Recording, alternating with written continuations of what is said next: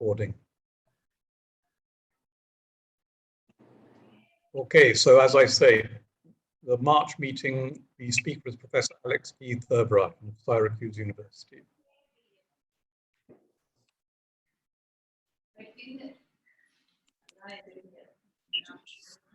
So to remind people, and mainly for new viewers who haven't been to a previous Jaffna Club meeting, Club is a catalyst to help people like us connect with each other and help people like us connect with Northern entrepreneurs and business opportunities. I say the Club is a catalyst, but I mean is that the Club doesn't exist to build an empire for itself. The Club doesn't exist to start businesses itself, but we encourage our members and others to take these initiatives outside the Club. So we've had many speakers since our first meeting in September 2020. I'll just go through, I'll just show the list, I won't read it, so new people can see who we've had. We've had the range from national and international entrepreneurs to local Jaffna entrepreneurs, people with decades of experience to new startups.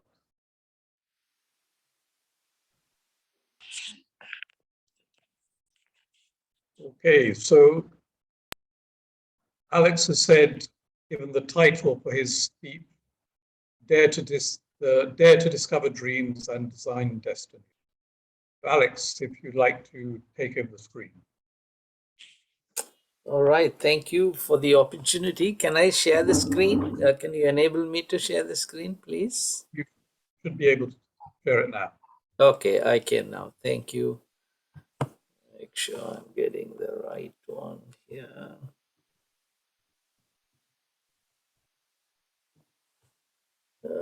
Okay, give me one sec.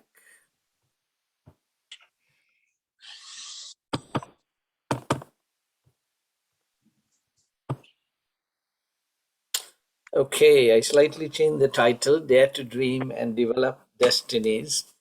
And I'll get straight to what I have in mind, and I look forward to your questions, any discussions, and where you may want to go with this, where I may want to go with this, but just sharing my story. Right? And Mahatma Gandhi said, if we want to change the future of a nation, we should start with the education of the next generation. We have to change the future of our nation. But the key is in the education of the next generation, according to Gandhi. By education, I mean, this is he speaking, the bringing out the best inside a child's body, mind, and spirit. It's not putting knowledge into the child. It's bringing out what's already in there. Einstein said, everybody is a genius. I'm sure you may have heard of it. But if you judge a fish by its ability to climb a tree, it will live its whole life believing that it is stupid. So he gives his example, is a job interview, an elephant, a monkey, and fox, and they're coming. And this guy says, look, for a fair selection, everybody has to take the same exam. Please climb that tree. So first the fish tried to climb, right? Very soon fish realized it's your life for this job. And fish went back into the sea saying, I'm just a stupid fish. All I know is how to swim. Then the deer tries to climb. Deer knew that it's going to be a challenging task, get somewhere. But then it realized, no, it's not for you. Save your life and get back into the jungle. So it runs into the jungle saying, I'm just a stupid deer. All I know is how to run. Of course, the monkey comes, and monkey knew it's his game. Climbs up, bring the fruit, and he says, look, here it is, give me the job. And then the elephant comes. He knows monkey is going to get the job, so he also tries hard. He brings a whole tree down. So the point Einstein was making is, why do we measure everyone's ability to succeed by a common exam called A-levels. No, that's our education system designed by British so many years ago. And then some of us who have done well, we feel proud. Many who didn't make the cut feel like they're failures in this system. And all their life, they think, oh, I couldn't go to university. I just missed it by 2 marks. And I mean, that's an unfortunate byproduct of our education system. So we are making children climb a ladder, right? But we never question what is the ladder leaning on. I did civil engineering, I got a first class, I got to the top, but then I said, no, I don't like civil engineering. But nobody told me what is on the top of the ladder, right? But thank God I was able to change. I did MBA, PhD in accounting. Now I've been teaching accounting for many years. And I'm much happier than I would have been as an engineer. So today's vision, I gave this talk on establishing a school of excellence. This is today's vision of an excellent school. Let me see whether I can. Are you seeing me or no? Okay. Yeah, we are seeing. Okay, good. So the idea is students come to school and every school takes pride in what percentage goes to university. Right? Like I was giving this talk in Vermedy and they said 35%. So they were very proud that 35% of Vermedy students are going to the university. So this emphasis on get them to the university and then they will make it in life leads to kids going to tutories before school, after school. And so I asked the Vermedy principal, I said, man, that's great, get everybody to applaud her. I said, teacher, what happens to the 65%? Isn't it important to get them to a good place in life? And then even the 35%, who should get the credit? You know, good schools are getting those students who do very well in grade 5 scholarship exams. So you're getting brainier kids and they go to tuition. Who should get the credit? And more seriously, 90%, the national average is 90% don't go to the university. So they leave the school system feeling like a failure. Even those who go, not everybody gets employed unless you do a professional degree. You're picking up a degree and then you still is the VIP, Vela Illa Pattadari. And even those who got employed like me, I was unhappy, in my job. So I would dare to say only about 2%, this current education system is leading them to a fulfilling job. This needs to be changed because I'm in the field of education, a little too passionate about it. You know, I feel so much money and resources are being misdirected. Finally, students are getting degrees but not direction in life. So my philosophy is, look, everybody is a VIP. So when I give this talk, I would take a little shiny stone, call a student forward, give it to them. I say, look, I bought this from US. It's worth $1 million. Hold it carefully. Okay, don't drop it. It's yours. Now ask, how valuable are you now? So they get the point. Hey, you're holding $1 million worth of a gem. You can cash it and you can do whatever you want. So similarly, it is my conviction that within every child, and Mahatma Gandhi himself said, bring out the diamond within them. So they should value their life, everyone, not just those who make it to the university. But then they should identify that dream, that path that is meant for them, that is cut out for them. Of course, they should then pursue their destiny. So kids get pretty excited when I say everybody is a VIP. You are a fool if you don't try to go to the university. But you're not a fool if you don't go to the university. You did your best. You're still a VIP, but you need to find this. Okay, so how do we find this? We got to radically rethink.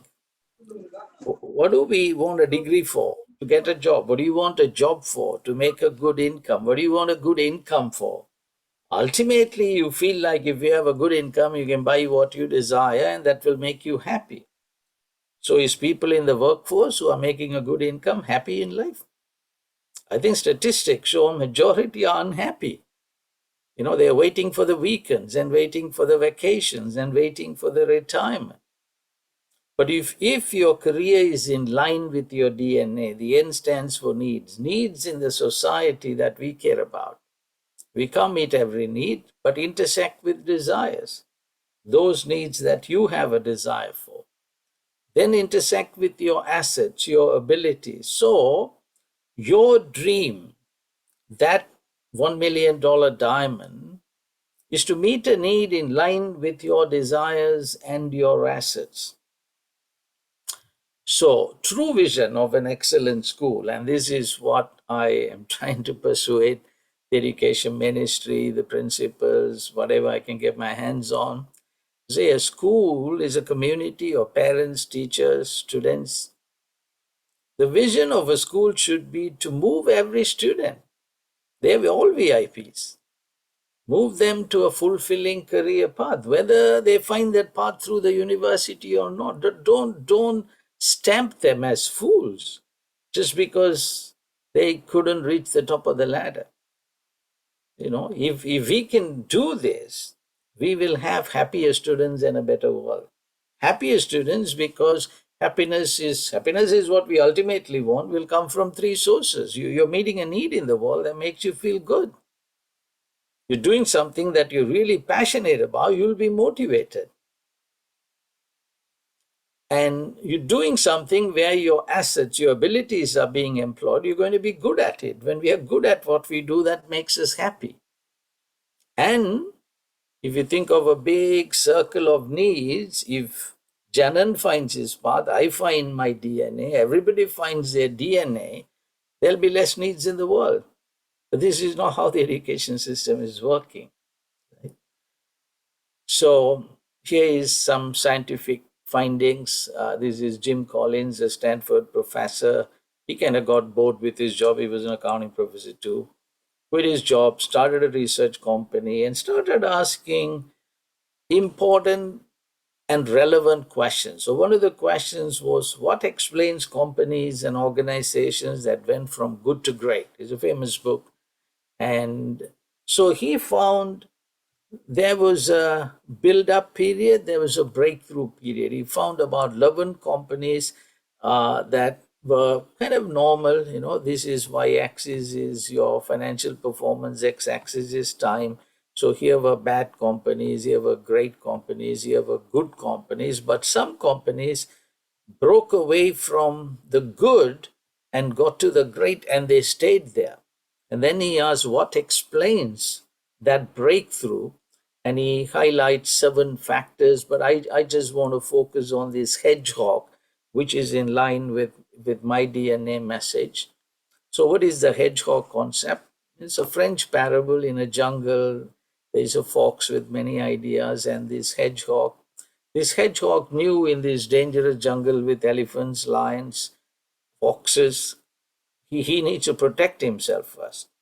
The only thing he has going is his spikes.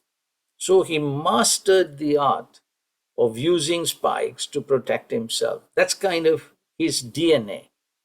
So this fox was a buddy of his, but one day you can see he's having a different look, or it'll be nice lunch one day.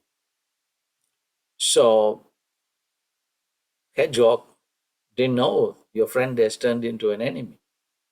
So all the bulbs next to the foxes, first fox attacked from the front, but hedgehog was quick. Body in, spikes out, fox was bleeding. Then fox said, okay, that was a little dumb of me. Let me attack him from the back. Attacked him from the back, but hedgehog his sense of hearing is so sharp. Trouble comes, body in, spikes out, fox is bleeding. Then he came from the right, from the left, from the top. He said, hey, I'm cunning, I'll use gravity. But hedgehog was quick. So he says, The good to great companies, those who broke through, found their niche, they found their spike.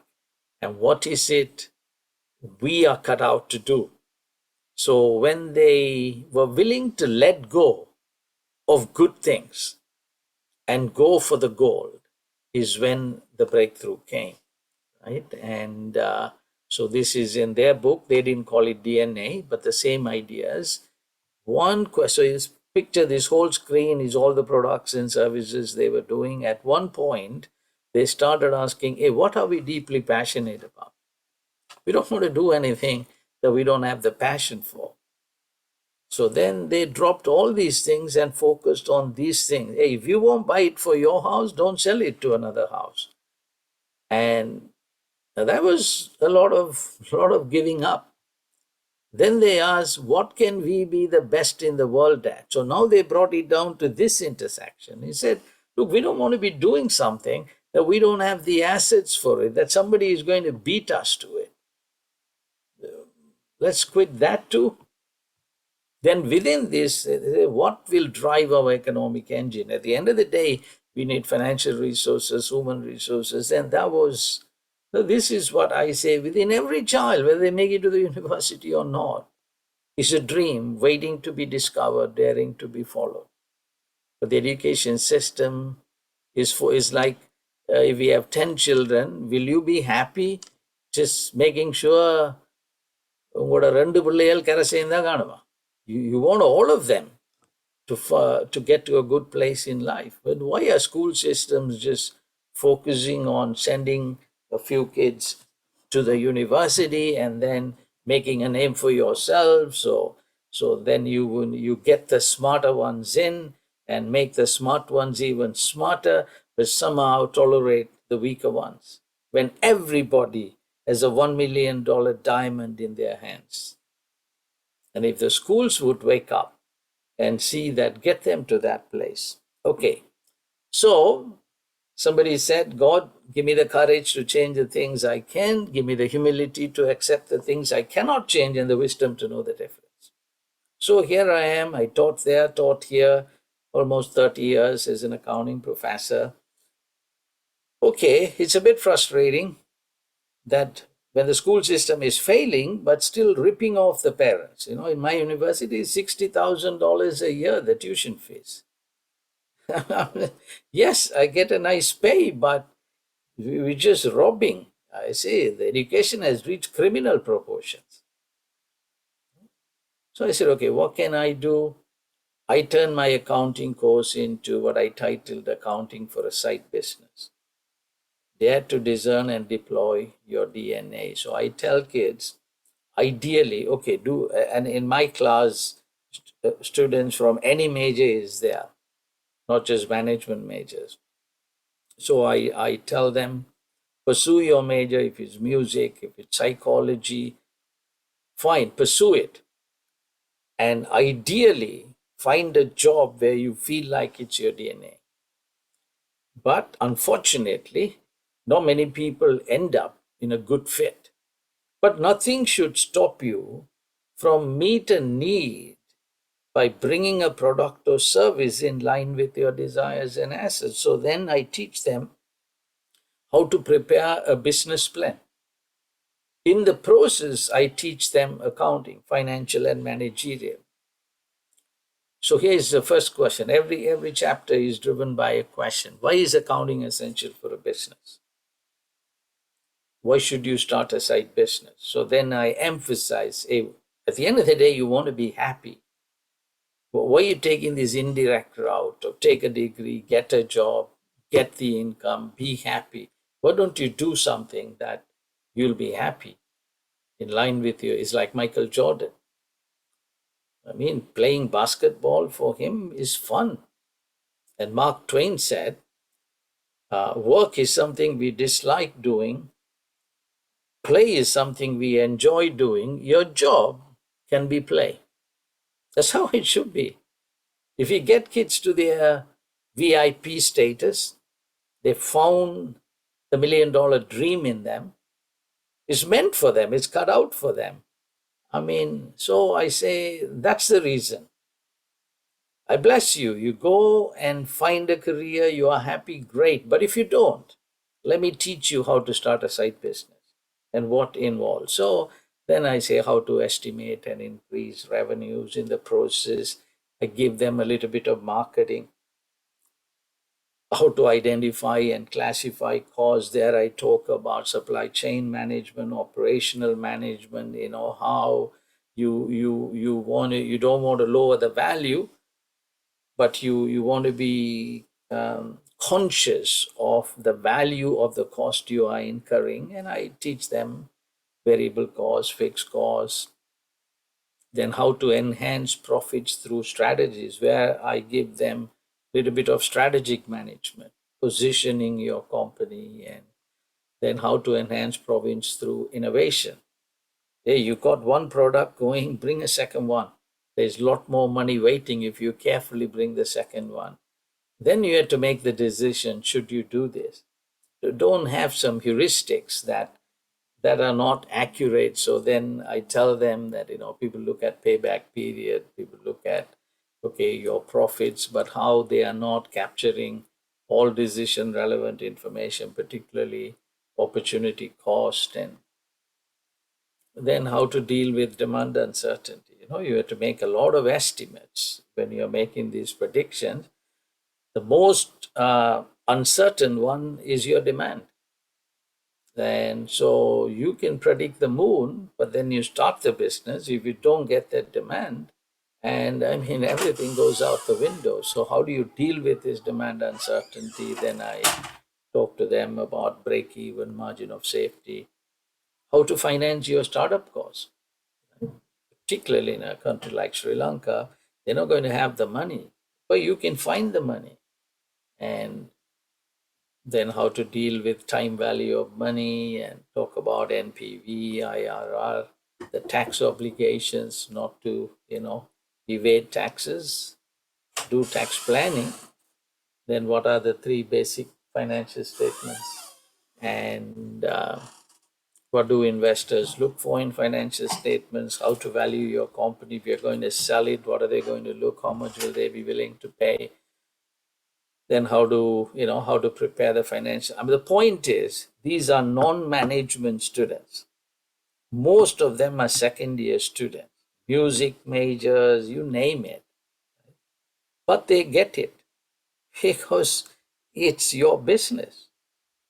So every week I show them how much value did we create for them, because they see the impact on the bottom line. Okay. I taught the same course in the Kilinochchi campus for the third year engineering students. Of course, after teaching in US for very demanding students, your teaching skills get honed in. And here is their evaluation, right? 5 is the top score. Here is the overall average. Here are my numbers. All 5, 4.96. Apparently, this was the best teaching evaluation ever in University of Jaffna's Faculty of Engineering. I'm not boasting about myself. I'm saying, when you give them something of value and you do a good job the way you give it, the kids respond. Here are some of their comments. Never experienced such a fantastic learning process before. Now remember, their English is not the best, but they're still writing it. Is useful for accounting and leadership skills.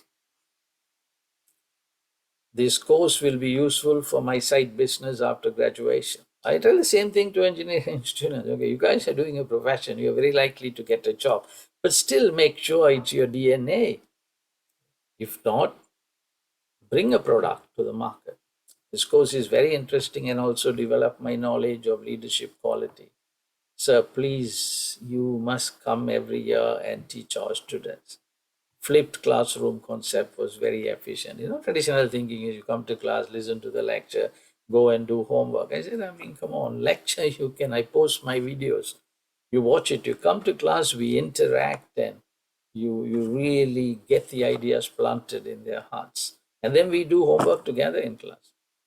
And there is no final exam. They just have to prepare a business plan. And every chapter is linked.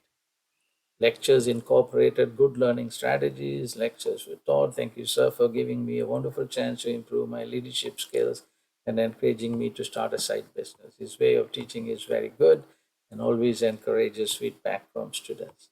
He's a good lecturer. We want all lecturers to be like him. He's a very motivated person.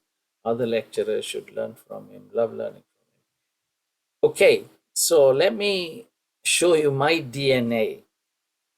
And over the years, this is after 2004 tsunami, right? I wish I could have put some pictures. I was trying to find them this morning here in London. I couldn't get all the pictures. But this is the cost of a house we built. Initially, when the news hit us, I'm like, that was a major need. 38,000 of our fellow Sri Lankans washed away in a night. So what am I supposed to do? What can I do? It's a big problem. It's for UN and the government and the big NGOs. But I said, but not doing anything seemed morally wrong. So we came up with this idea, let's fill the cracks, because the major relief efforts are not coordinated. But we knew people on the ground. So we identified, we worked through a church in Batticaloa. Beneficiaries are everyone. And we said, identify people. It was only $1,000 at that point. Of course, dollar has gained value in Sri Lankan rupees. We itemized everything. It's a 2-bedroom house. We built it. I wanted to come to Sri Lanka because there's a post-tsunami housing strategies conference.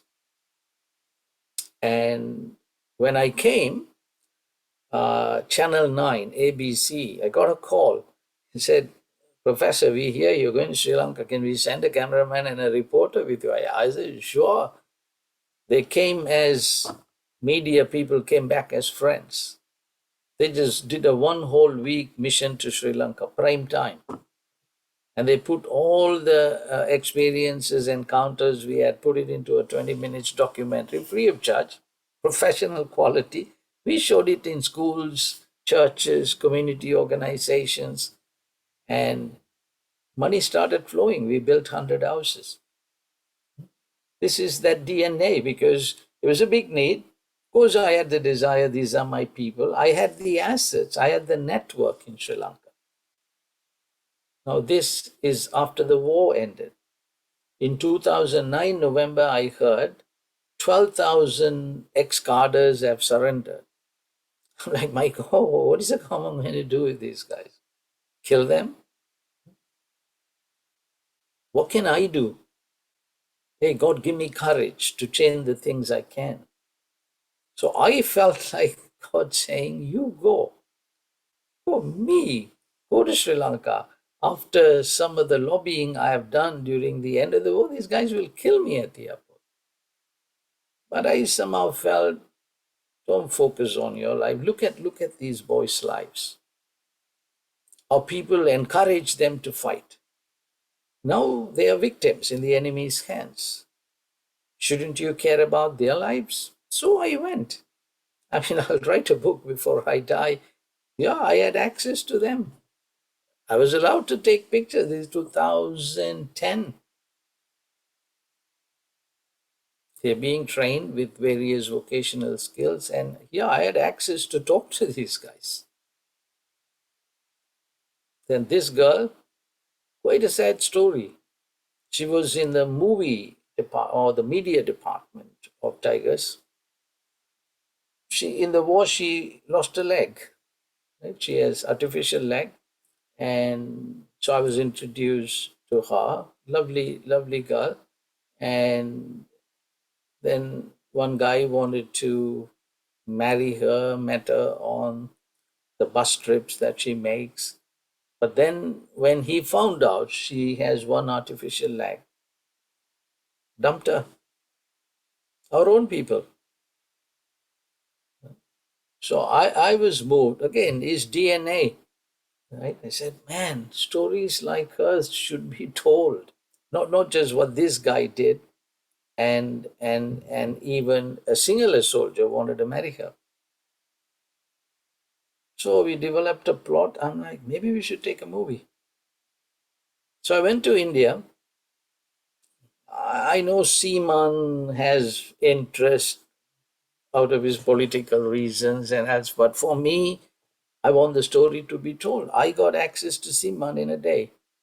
He was willing to take it, and but taking a movie is not that easy. But then I did end up taking a short film called Veeran Varayo, and then this is after we trained 30 ex-female cadres, right, like her, as preschool teachers.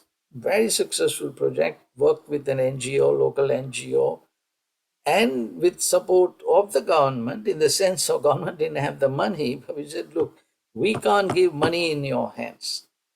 So Major General Sudhanta Rana Singh, he said, Dr. Alex, we understand that.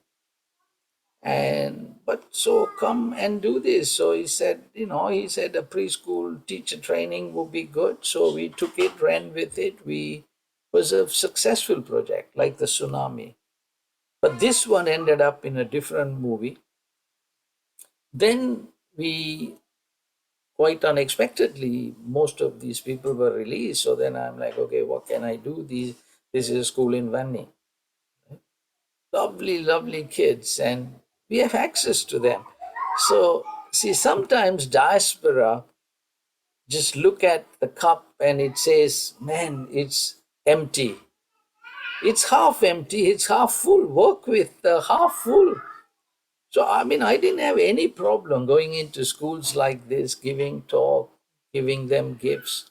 Then we brought some students from Bani. I mean, this is again 2011.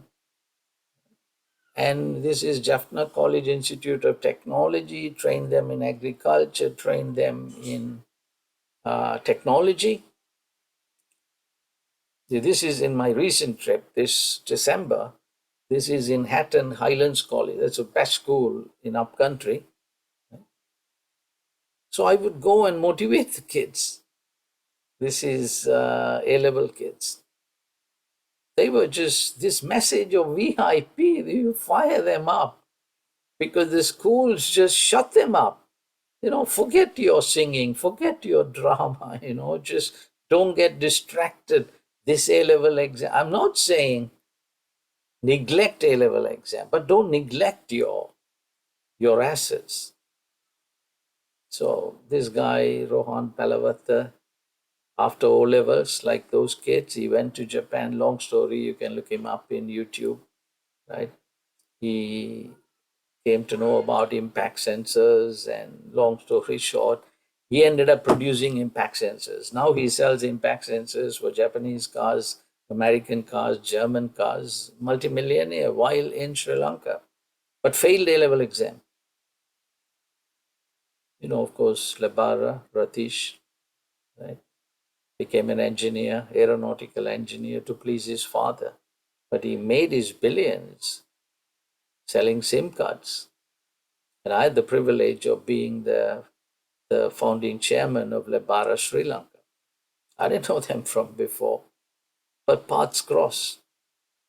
So now what I'm doing is there's a need that I see, again, a DNA, is they want to learn English. And if you know English, there are many paths that opens up for you. So we do these Zoom English clubs where we connect. There is a lovely Tamil girl. She's a British citizen, but parents were very Sri Lankan and very Tamil. So she was raised up as a practicing Hindu and strong Tamil values. Lovely, lovely young lady. She comes and teaches conversational English. Then we break into 25 groups, and then we find 25 diaspora mentors for them. What a way to give back to our people.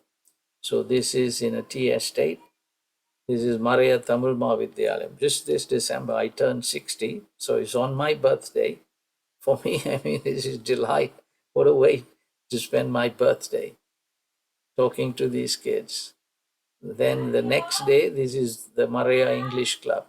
There are more than 100 students in that club. Dinesh is from UK.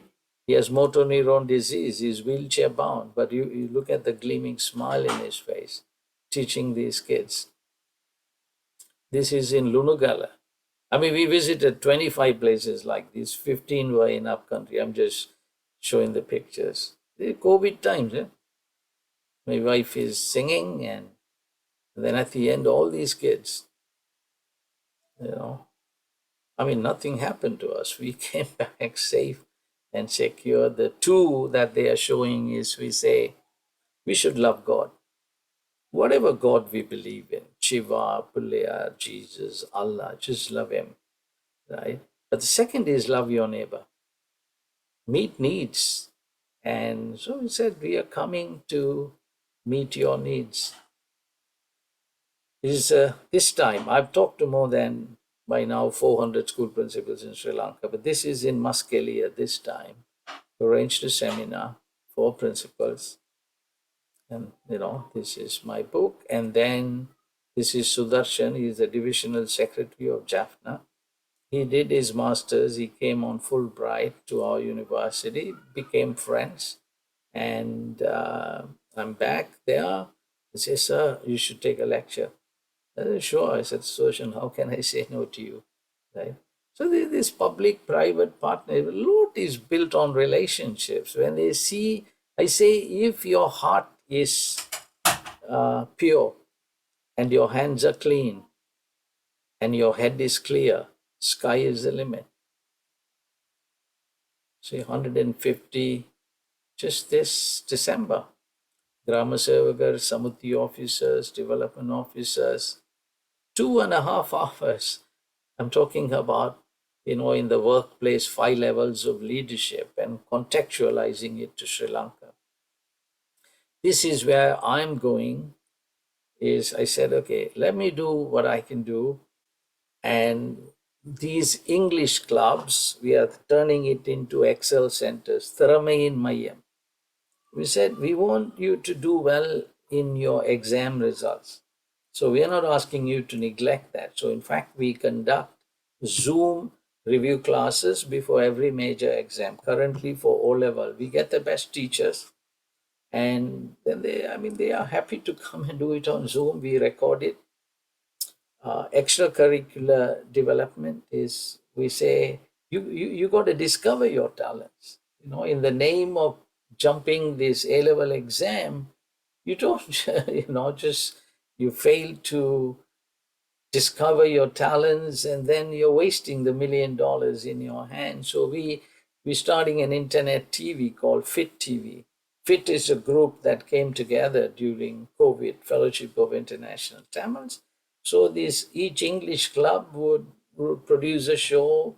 I mean, these kids are lovely. I wish I could show you more pictures, singing, dancing, and now they'll perform in Fit TV, character development. I said, look, you can have everything, but if you don't have character, first of all, you're going to waste it, and you will not be able to make too many friends. So we emphasize that. Ergon is this idea, you're a VIP. It's a Greek word, that there is a path for you.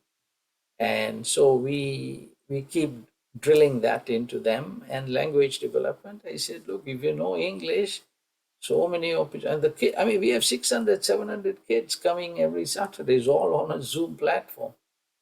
And then we also tell them, learn Sinhalese, you can get government jobs. Learn German, you can go to Germany and study.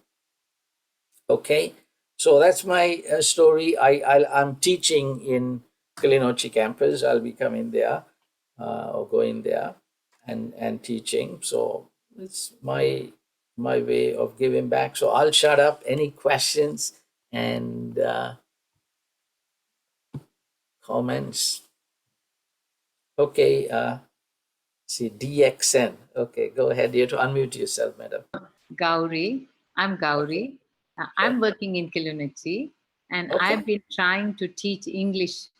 But all what you said was absolutely right, and we have to educate them, because children, they start the day by going to school at 7 a.m. Then they come back, have their lunch, or some don't even have time to have lunch and they rush for tuition. And then when they come home, it's 5:36 and they are so tired and they have to do their homework or whatever for tomorrow. They have no personal, um, um, what shall I say? They have Time to develop.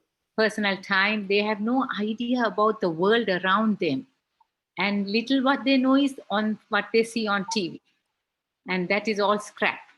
So the parents also don't have any motivation. They don't have any direction. Neither do these children. So we conducted, what do you call it, a career guidance program. Okay. First time these children who are A-level, who have got into university, but they have never heard of what is career guide. When we ask them to come, they say, what is it, Amma? Why should we come? I said, no, you come and see what it is. Then they were crying because they said, had we known that there are so many options before we selected the subjects for A-level, we could have chosen different subjects because we were not advised and we didn't know what are the scope for those subjects. So things like that. So what I'm saying is you're doing a wonderful job. And I have about 100 children we are sponsoring in Kilinochchi district. In Mullatthivu Parandan area, we pick only eligible children who have got substantial grades like 50 and above. And then we give them tuition. But English, zero. How do we do? So can you connect? How can I join your club and get these children? But then another point I must tell Alex, these children think English is last priority, last thing in their life list, because they think tuition, passing exam, getting a job. But those who don't get into university, what do? They can't speak a word of English. And even if they know about their IT skills, they can't express themselves. We have to teach them. So what is the eligibility of joining your club? Fit. Just desire and discipline, if they're willing to come faithfully. So you can get my number from Janan, and we just form a Kilinochchi club, and then we will assign a mentor. They come on Zoom. Wonderful. So not everybody has good phones. So we work through the churches. So in that way, those who don't have a phone, you can come to a place where there is a phone, there is oversight, because we're also dealing with children. So we can't just, start meeting with the kids and get into trouble. So working through the churches, we found is a safe bet. But beneficiaries are everywhere. Muslim students are coming, Christian students coming, Hindu students coming. But I beg to differ about their desire for English, Gauri. It's like you see a pretty girl and you give up. She is beyond my pay scale. She's not going to say yes to me. So these kids give up on English because they feel like I can never speak English. But once they come and they see it's not, because we don't follow I know. There's one Korean gentleman, you will be surprised. He has come to Kilinochchi with his own money, and he has set up an academy to teach English for those students who have got selected to the university but failed in English. So he prepares them a rapid, intense course for about a year, feed them, clothe them, keep them in this house, and then they pass out with O-level pass or credit. So now they are eligible to, but they can't speak outside the box.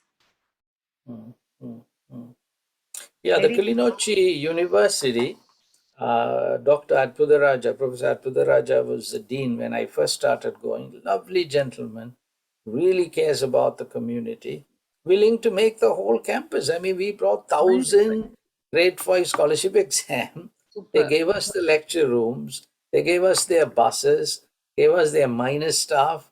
And so we can work with these trustworthy, reliable, caring. So we don't need to go and reinvent the wheel.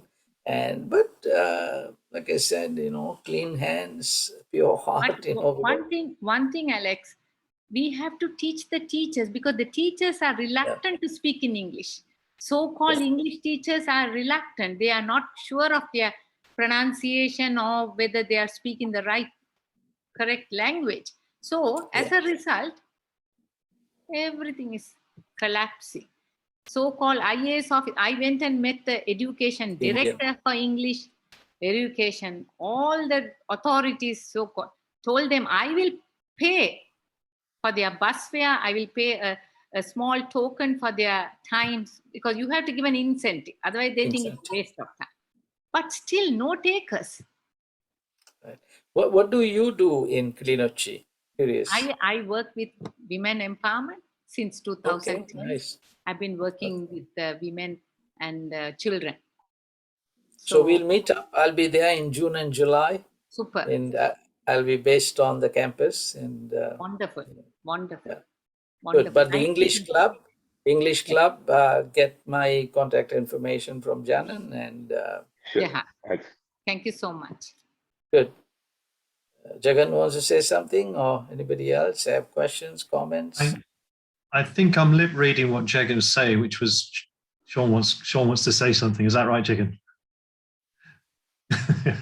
He's got his mute on. You got to unmute it. So, Alex, thank you very much. Right, it was very, very interesting, extremely interesting. I'm very, very impressed with what you're doing.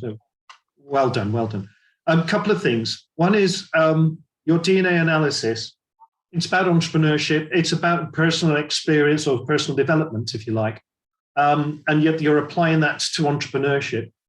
Now, the other thing you showed was leadership. So you did mention you're teaching about leadership, but what do you do in terms of making sure that you don't just come up with a whole load of entrepreneurs that want to do their own thing, but actually work out how they can persuade other people it's a good idea to create something, to grow something?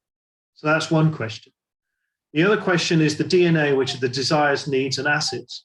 Desires and assets, generally you can internalize, you can understand that yourself, you can come to a conclusion about that.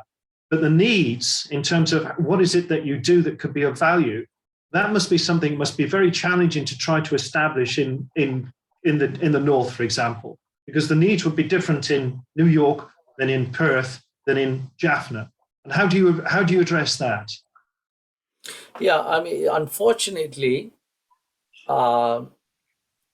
these values are not instilled in the kids, even here, even in the West.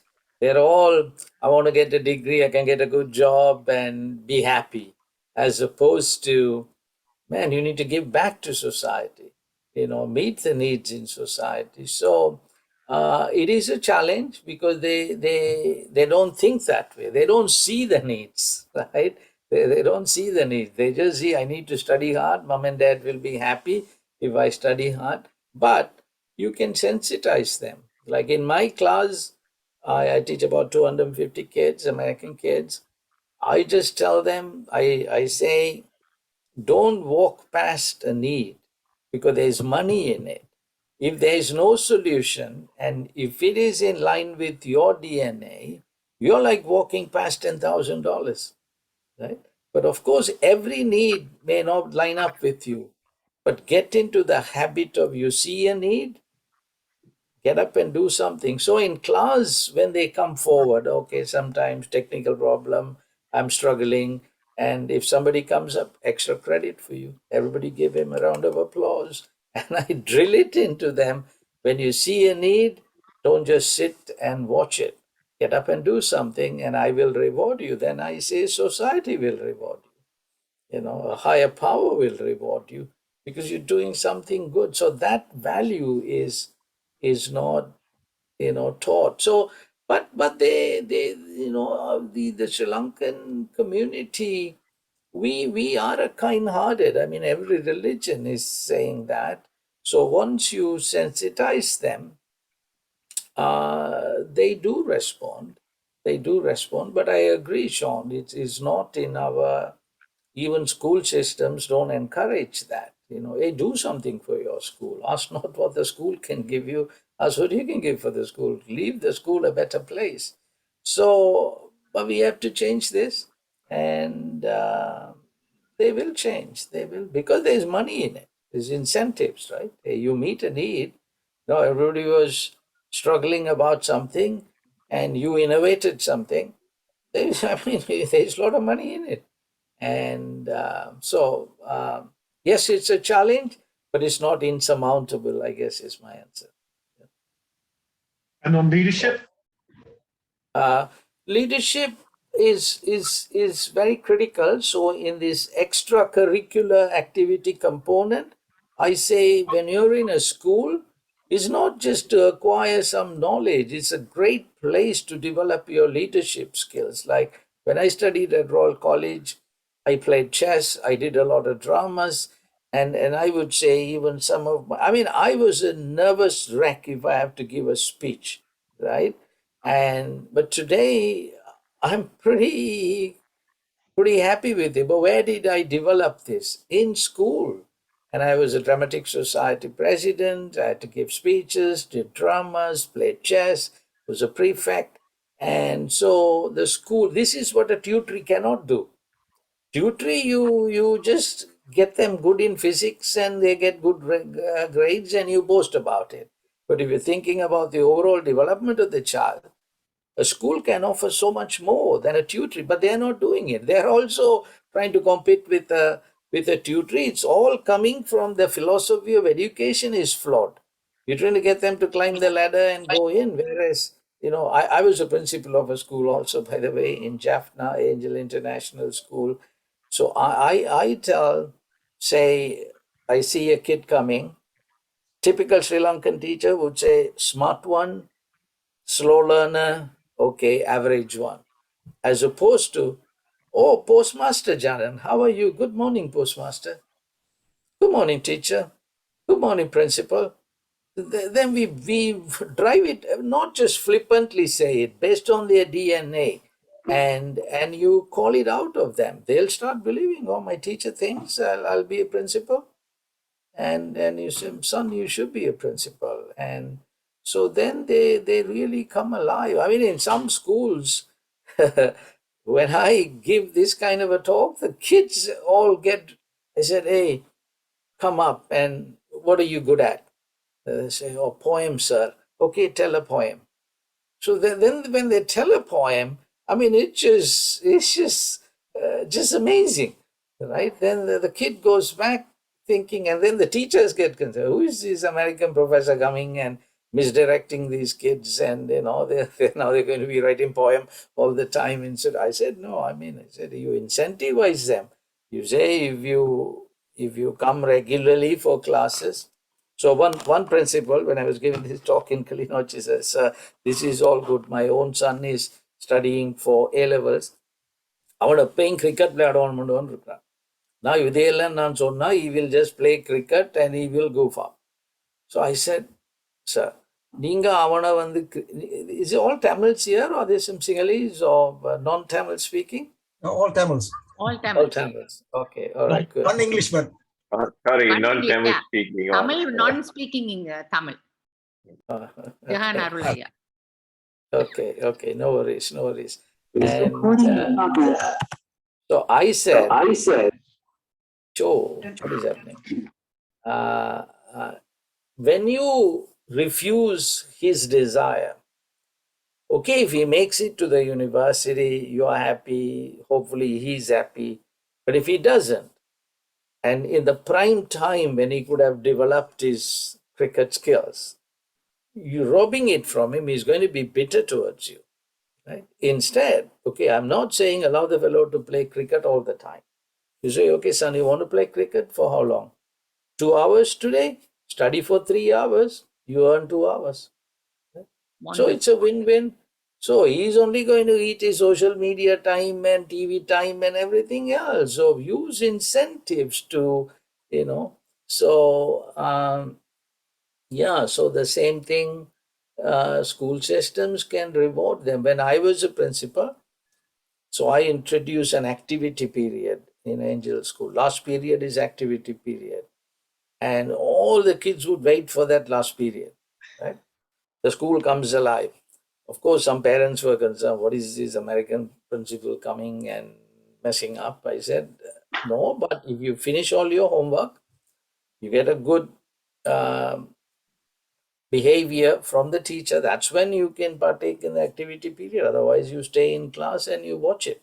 Right? So everybody, they do their homework. And today, Angel International School is a leader in basketball, including one of our students is playing for Sri Lankan team, a female student, because it's hidden within them. All right, anybody else? You wanted to say?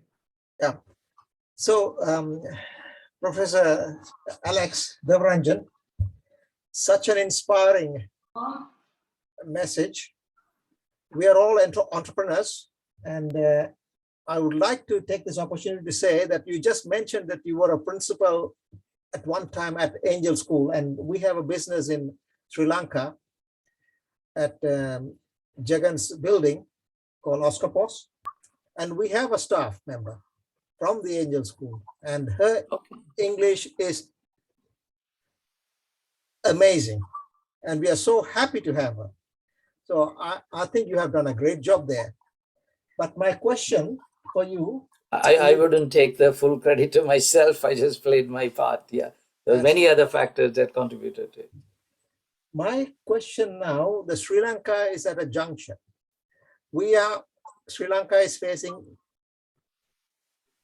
financial crisis, and we are entrepreneurs from diaspora mainly, and there are opportunities now. And what are your thoughts? And we are also hearing a lot of things with the Tamil politicians making deals with the government. So what are your thoughts for the Tamil people or any ethnicity to take advantage of this crisis to move forward to make this into a much better place? Right. And someone said an optimist sees an opportunity in every difficulty. A pessimist sees a difficulty in every opportunity. So you're challenging me to think. I know these are dark days, tough days in Sri Lanka, but I until you asked the question, I didn't realize it's actually an opportunity. People can come up and bring something with the technology, like the Zoom classes we conduct, hardly any cost. Whatever cost is very negligible with the Western income, right? And so with the technology, and then one thing that the diaspora Tamils, I met with the governor, Thevaraja, on the last trip. He really sees the value of diaspora. And so he is very willing to listen to our ideas, and he himself has some ideas. So we can look for creative ways. I also studied in Driba College in Chavacheri. So they have formed a little club, and then they're like, should we build a computer lab and a library? And so my advice is, let's not go and spend money on something that the government should be doing it. Right? So then what are we doing? That helping the government save the money?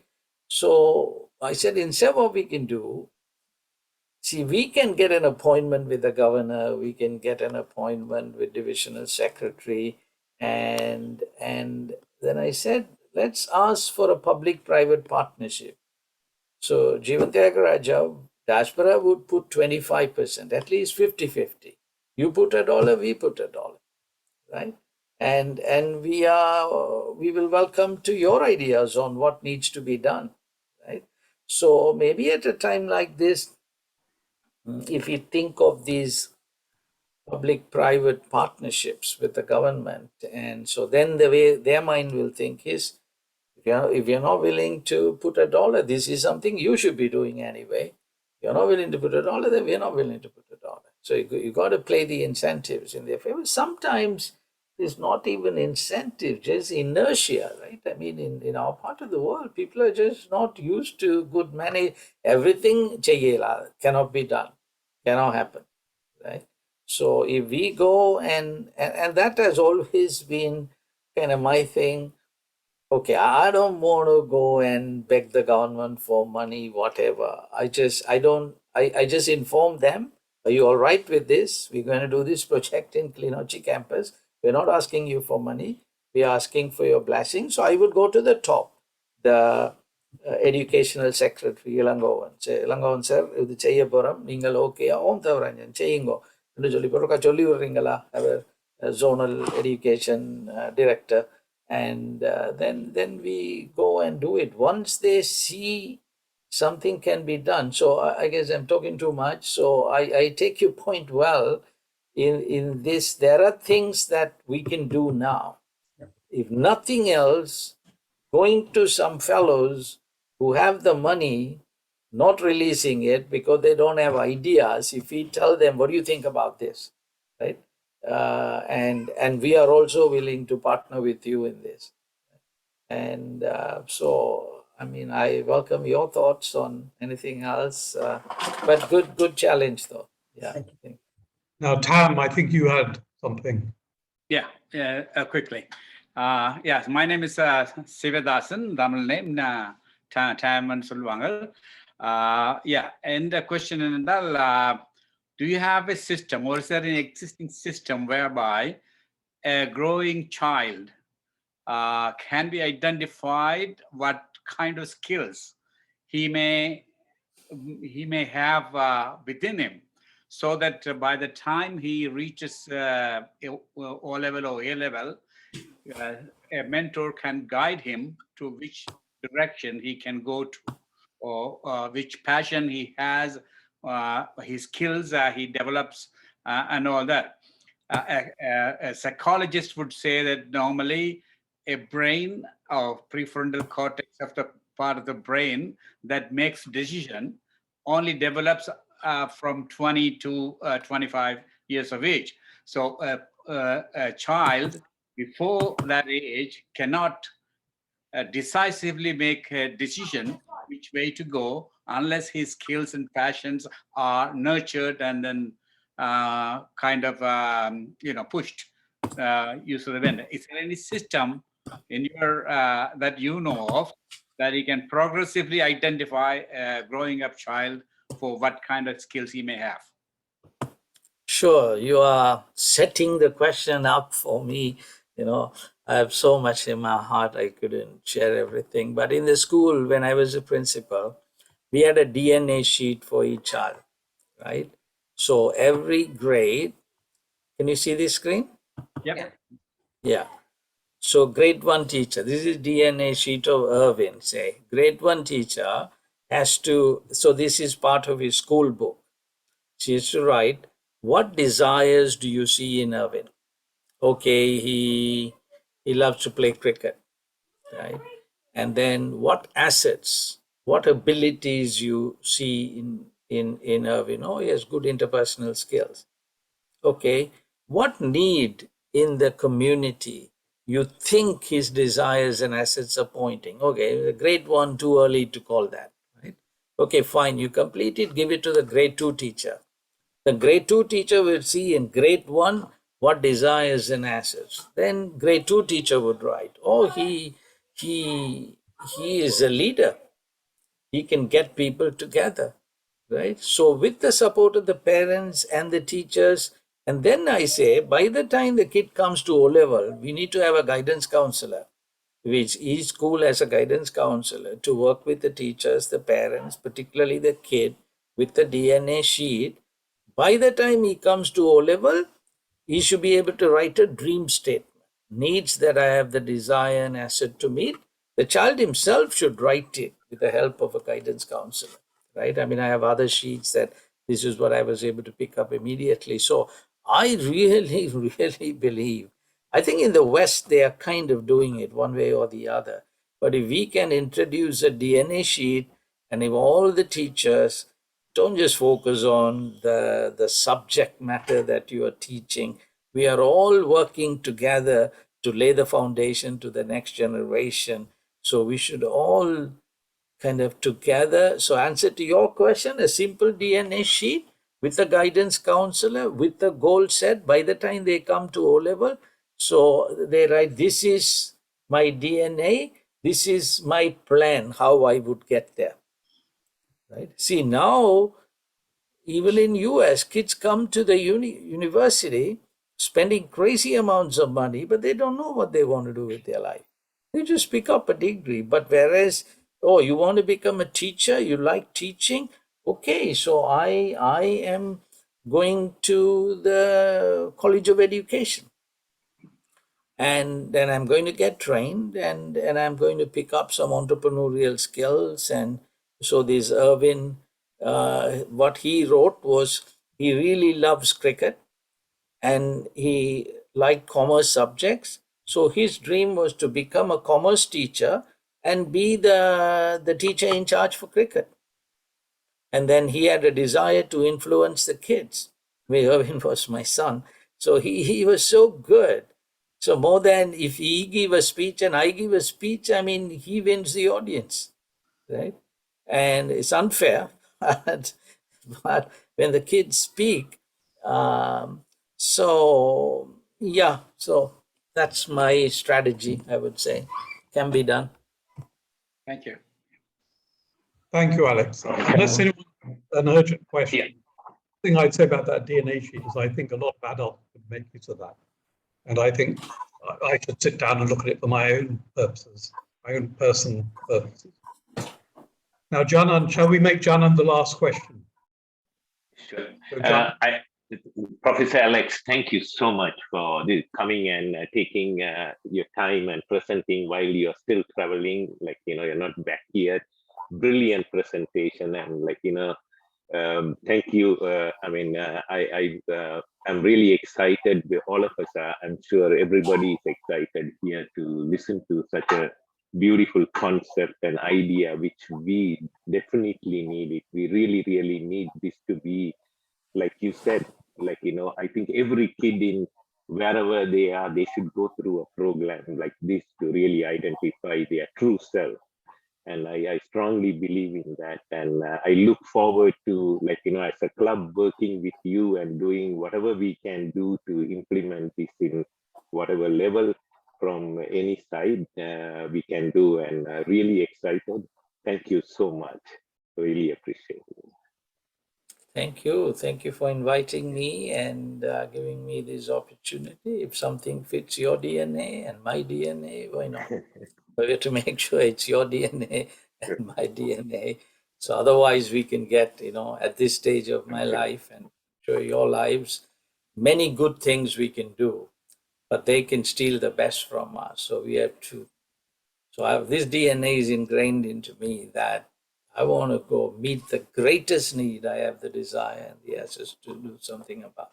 The other things, you direct them to I may be able to direct them to the Jaffna Club. Hey, this bunch of good people, good-hearted people.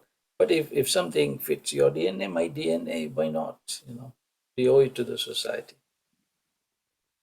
All right. thank you very I will take a leave so you can be honest and critique me. So I don't have to feel bad about it. And okay. Can I take a leave? Thank you. Okay, thank you. Yes. Pleasure. Thank you. Okay, I think that was an excellent, very interesting speech. Now, I know that a lot of the people in the North are lost, and they don't know what their assets and their desires are.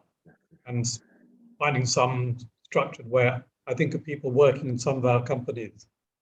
Now, I won't say who or which, but some of them don't know what they want to do. And if they could know where their desires are and they could harness their energies in that direction, it would do a great deal for the Northern Province and Sri Lanka. So I think we're now running a bit longer than normal. So unless anyone has anything they want to say, then we shall do the traditional good night, have a good lunch, Enjoy your breakfast. Thank you. Bye. Bye, guys. Jaffna. Thank you. Bye. Thank you. Bye. Bye. Bye. Thank you.